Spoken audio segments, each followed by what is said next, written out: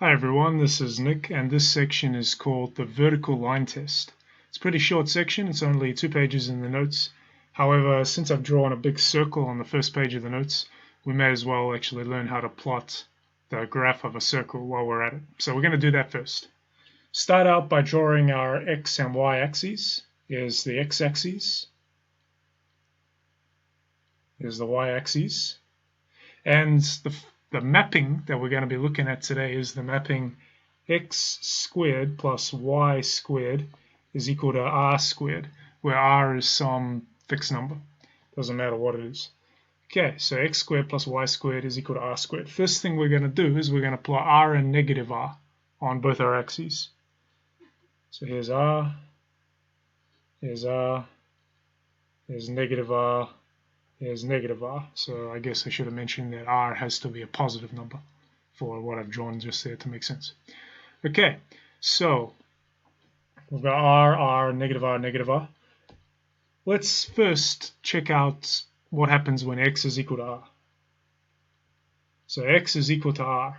Well, if x is equal to r, that tells us that r squared plus y squared is equal to r squared.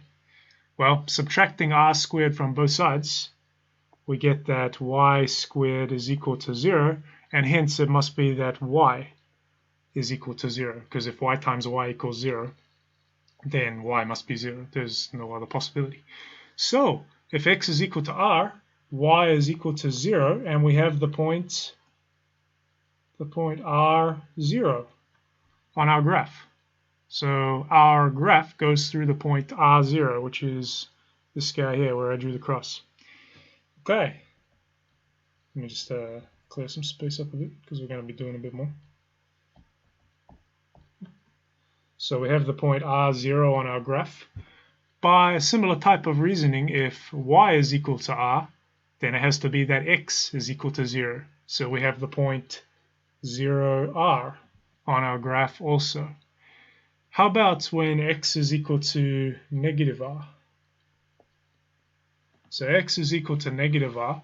Well, if x equals negative r, that tells us that negative r squared plus y squared is equal to r squared. Well, what's negative r squared? Negative r squared is negative r times negative r. What's that? Well, negative 5 times negative 5 is equal to 25, same as 5 times 5.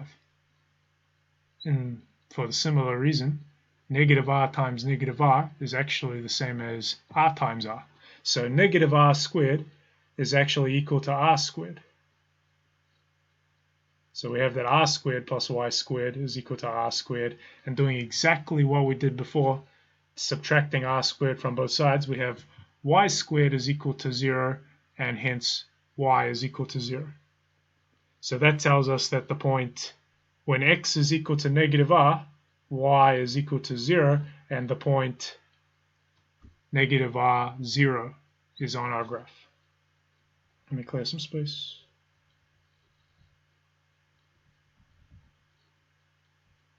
All right, so we got the point negative r0 on our graph, and similarly the point 0, negative r, which means x equals 0, y equals negative r, is on our graph.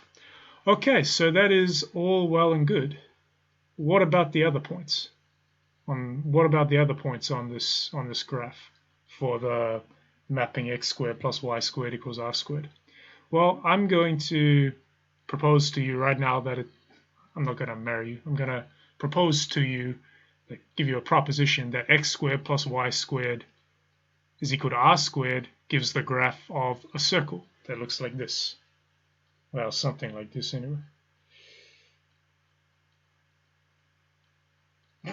Pretty terrible circle. Yeah, that should be a circle. All those distances, like this distance here, should be the same as this distance here. They're not just because I drew it badly. Okay, so how do I know that it's going to be a circle? How do I know that? Well, I actually know that from the theorem of Pythagoras. Let me use a different color actually. Green. Pythagoras. So, how does Pythagoras tell us that this thing is going to make a circle? Well, Pythagoras tells us that because the distance of any point from 0, 0 should always be r.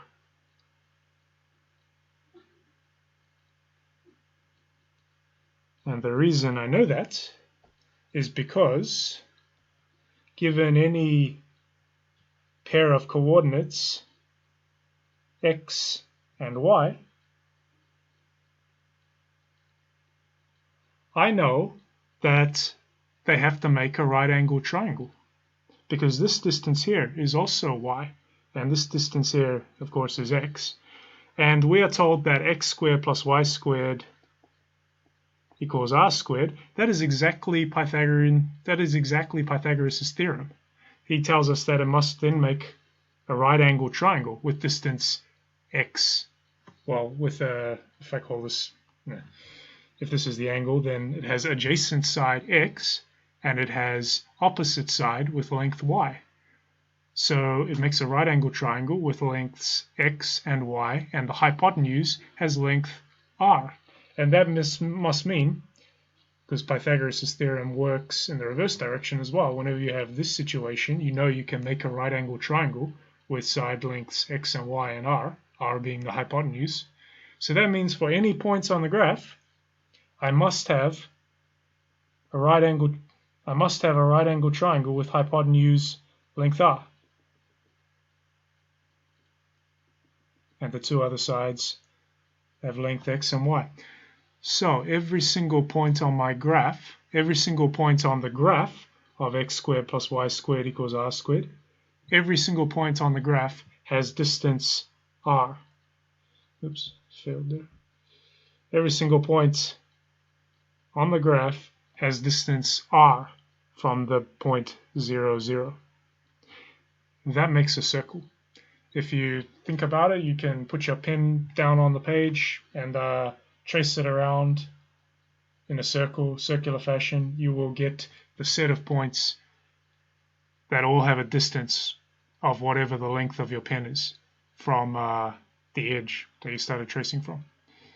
Okay, so that is exactly how you plot the map of any function, any equation of the form x squared plus y squared equals r squared. Turns out it makes a circle like that thing, and the radius of that circle is going to be r. Keep in mind, this is r squared, this is r, and we just discussed why that is, because of Pythagoras. Pythagoras' theorem is exactly that thing right there. X squared plus y squared equals r squared for a right-angled triangle with side lengths x, y, and hypotenuse r. Okay, so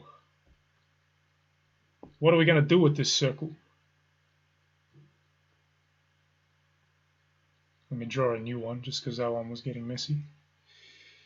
X-axis, y-axis, I don't know, x squared plus y squared equals 4.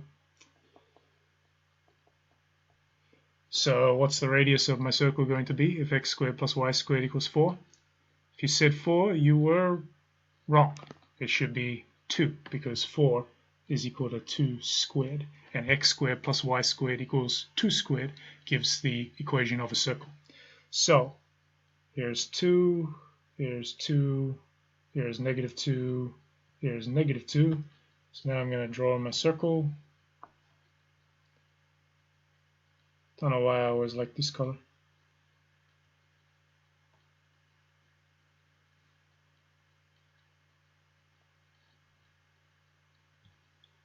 Okay, so that's the circle. Well, my question to you now, I mistakenly called it a function a few seconds ago. My question to you is this thing actually a function? And the fact that I said I mistakenly called it a function should give you a clue. This thing is not a function. Why is this thing not a function? This thing is not a function because remember what a function does. A function takes an input x, you put it into the function box y, and you get y of x out of it. And y of x is only one thing. Y of x is not two things. Well, let's take this input right here. Let's take this input right here. Never mind. Let me actually give it a number. So I'm going to put 1 into the function. So I'm going to put x equals 1 into my function. What is going to come out? And it's going to be pretty clear how badly I've drawn the picture. What is going to come out if I put 1 into the function? Really bad diagram. What is going to come out if I put x equals 1 into the function? Well, if x equals 1, then we have 1 squared plus y squared equals 4. And that tells us that y squared is equal to 4 minus 1, which is 3. And so y is equal to square root of 3. That's not that bad of a drawing. So y is equal to square root of 3. Is that the only solution, though? That can't be the only solution, because what happens if I go down here? Well, I've got another solution, don't I? Because I hit the graph of my circle again. How on earth do I have two solutions? Well, the answer is because what I did from here to here, that is not completely correct. So that is one of those solutions, sure. Square root of 3 squared, certainly that is equal to 3. And so y equals square root of 3 is one of the solutions. But there's also another one. Actually, negative square root of 3 squared, which is equal to negative square root of 3 times negative square root of 3, that is also equal to 3. If you're confused about that, think about negative 5 times negative 5. Negative 5 times negative 5 equals 25, just like 5 times 5 equals 25. And so if, for example, y squared equals 25, I shouldn't use y again, z squared equals 25, then that tells us that actually there are two solutions, because I can take z equals 5 or z equals negative 5. And that's exactly what we did down here. We took, well, my solutions are square root of 3 or negative square root of 3. When you square both of those numbers, you're going to get 3. So this thing is definitely not a function. This thing fails what we call the vertical line test. If I draw a vertical line down the page, it's going to bump into my map twice. And that means the thing can't be a function, because for this singular input, I only took one input, and out of the function came y1 of x and y2 of x. Well, that's impossible, because functions only bring out one input, and therefore this thing here, this mapping, is definitely not a function, because there are 1, 2 outputs for this singular x input. If I put x equals 1 into the function, I get square root of 3. I get y equals square root of 3 and y equals negative square root of 3. I get both of these out of the function, out of the mapping rather. So this thing can't be a function. And so that is exactly what the vertical line test is. And that's why I went into detail about circles, because circles are a great example of this. Circles are not functions. Any equation of the form x squared plus y squared equals r squared, this thing is not a function, because there are always two outputs for almost every single input. Okay, so let me state the vertical line test one more time. Here's the x-axis, here's the y-axis. Now, if I have some function, doesn't matter what it is, let's say this function. So this is the function y of x, the graph of the function y of x rather. I can check to see whether it is a function or not by doing exactly what we just did, using something called the vertical line test. So the vertical line test says if I draw vertical lines, every single vertical line that I draw should only intersect the function once. This one, from what we've seen here so far, looks okay. This one is probably a function. I mean, we can't see what's going on over here or what's going on over here. But on our domain that we can see, on all of these x inputs, this thing is a function. It's fine. Let me draw one that's not a function, just to clarify. X-axis, y-axis. So this is my mapping.